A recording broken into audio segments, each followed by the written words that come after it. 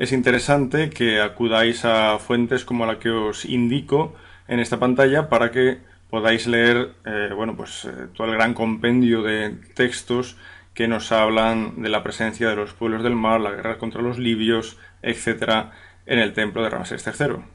En el año 5 de reinado de este faraón es cuando se produce la primera gran guerra contra los libios. De hecho, lo que veis ahora en pantalla es una decoración que aparece en el extremo oeste de la pared norte, en su parte exterior del templo funerario de Ramsés III.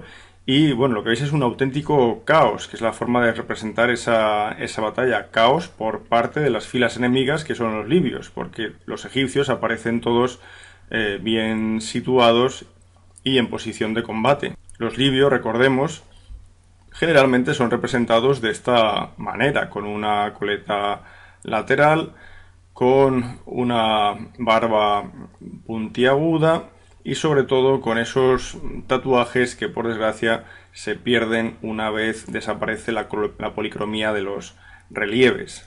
Si aquello ocurrió en el año 5, esa primera batalla en la que miles de libios, según las inscripciones, fueron asesinados por los egipcios y muchos también tomados como prisioneros, mientras esto pasaba, tenemos una serie de textos foráneos a Egipto que nos hablan de cómo la situación en el Mediterráneo oriental comienza a cambiar. Existen unos problemas que comienzan a afectar a las culturas locales. Vamos a ver en concreto dos documentos, cartas que comunican al rey de Al-Ashiyya, rey de Chipre, con el rey de Ugarit, al sur del Golfo de Alejandreta, en el lugar donde se indica en esta fotografía.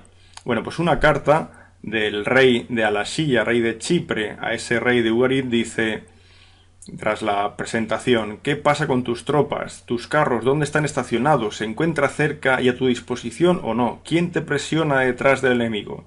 Fortifica tus ciudades, mete dentro de ellas a tus tropas y tus carros, y aguarda al enemigo con pie firme. ¿Quién es ese enemigo? En una carta a la inversa, en este caso del rey Hammurabi de Ugarit al rey de Al-Ashiyya, tras la presentación, le dice: los barcos enemigos ya están aquí, han prendido fuego a mis ciudades y han causado gran daño en mi país. Padre mío, ¿acaso no sabías que todas mis tropas estaban estacionadas en el país hitita y que todos mis barcos siguen estacionados en Licia y todavía no han regresado?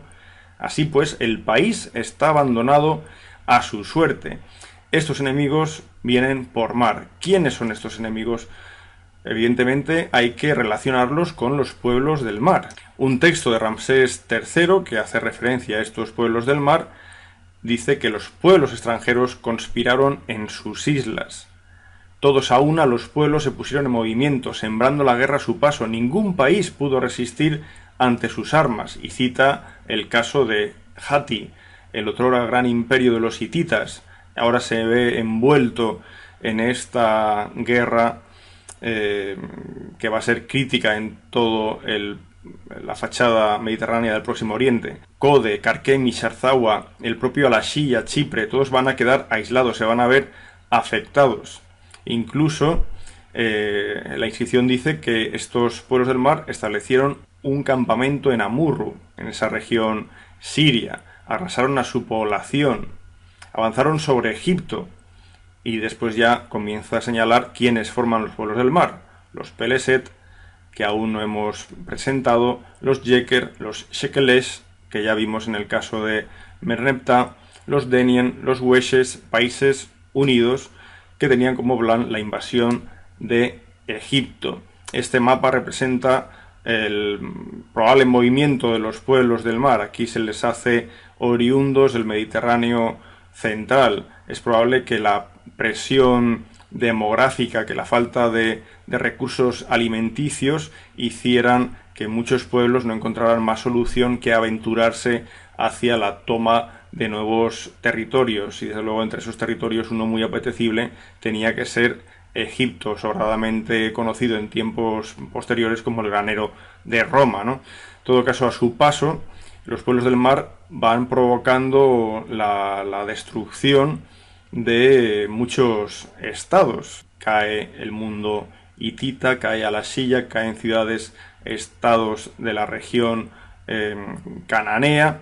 También vemos como Micenas se ve implicada en estos disturbios y va a sufrir por causa de ellos. Sobre el origen de los pueblos del mar ya hablamos para algunos casos concretos de algunas opciones que ofrecen los autores, pero sería conveniente que os leyerais este trabajo. Se trata de una tesis doctoral presentada hace pocos años y que trata precisamente sobre este tema, sobre la etnicidad de las poblaciones que forman los pueblos del mar. Un texto de Ramsés III, también en Medinet Abu, nos indica cómo el frente egipcio se dispuso en dos lugares. Por una parte en Yahi, Siria-Palestina, y por otra parte en el delta del Nilo, donde se esperaba frenar el paso de las embarcaciones enemigas.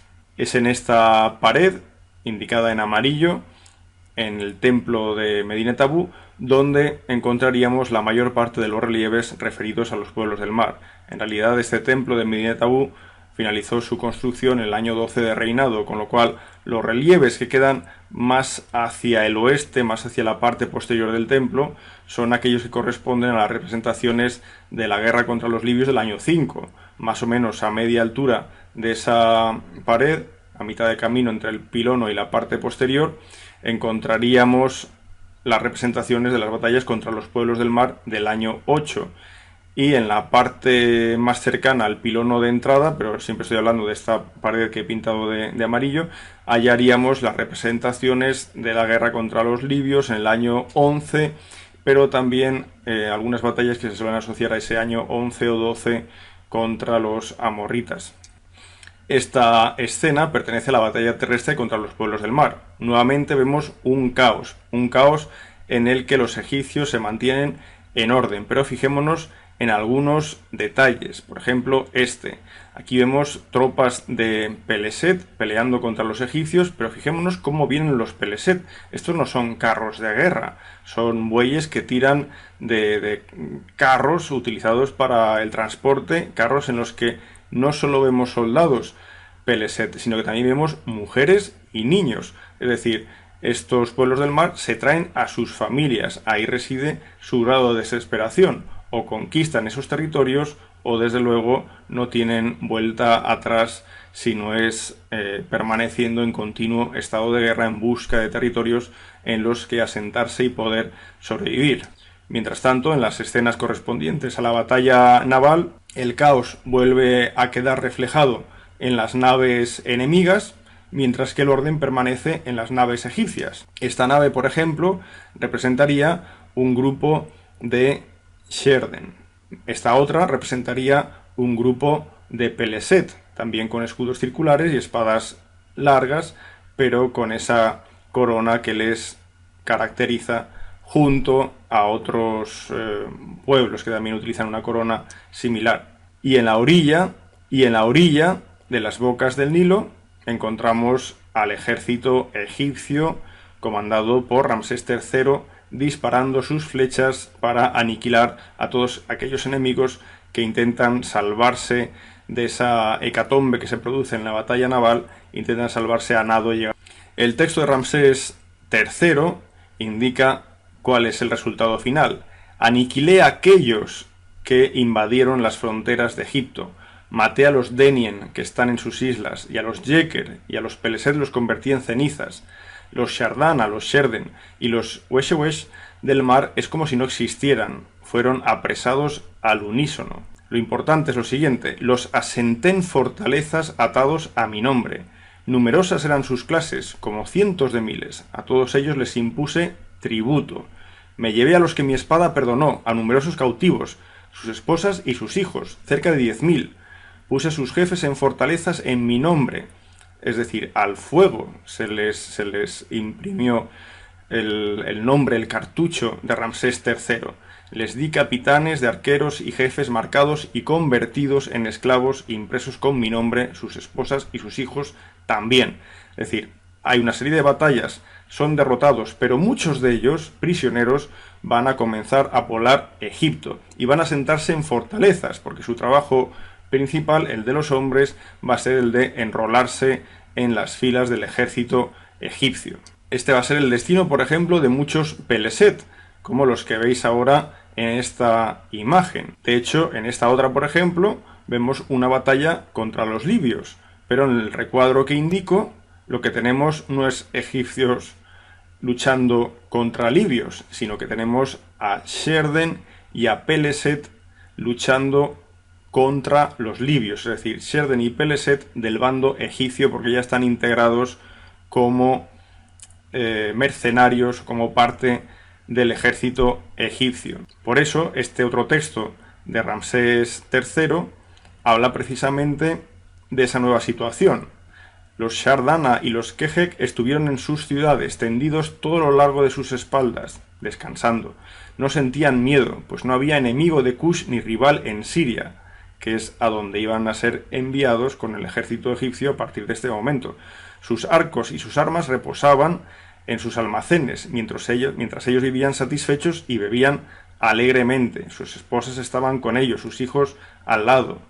Es decir, ofrece una imagen de paz y armonía con estos pueblos que se integran en esa sociedad militar egipcia.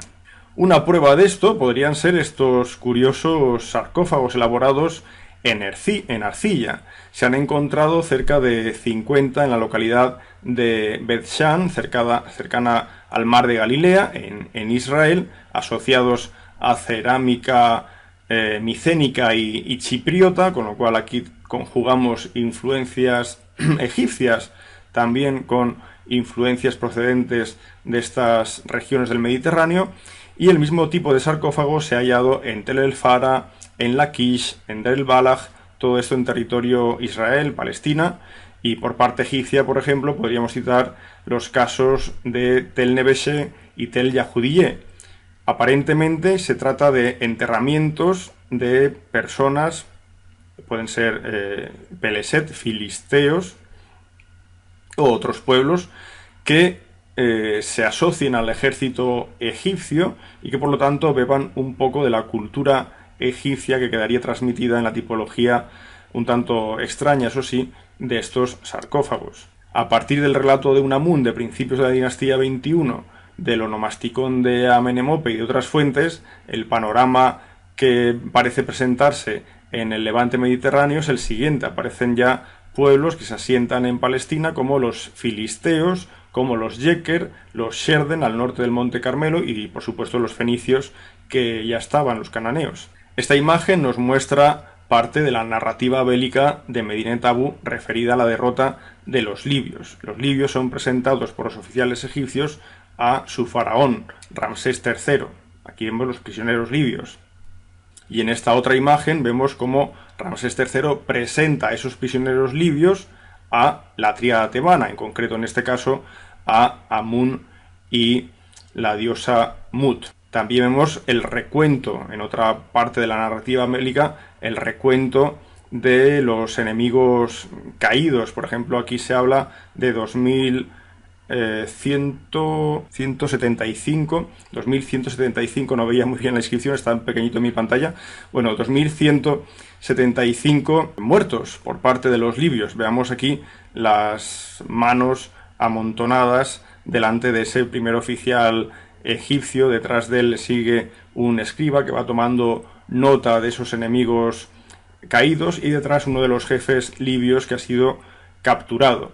Si los pueblos del mar, algunos de ellos se asientan en Egipto, tengamos en cuenta que el principal problema ahora para Egipto va a ser el asentamiento de los libios, porque estos sí que se asientan en alto número, algunos de manera pacífica a través del delta, otros después de haber sido tomados como prisioneros, pero en todo caso el elemento libio va a ser crucial para entender el final de la época ramésida y sobre todo el tercer periodo intermedio.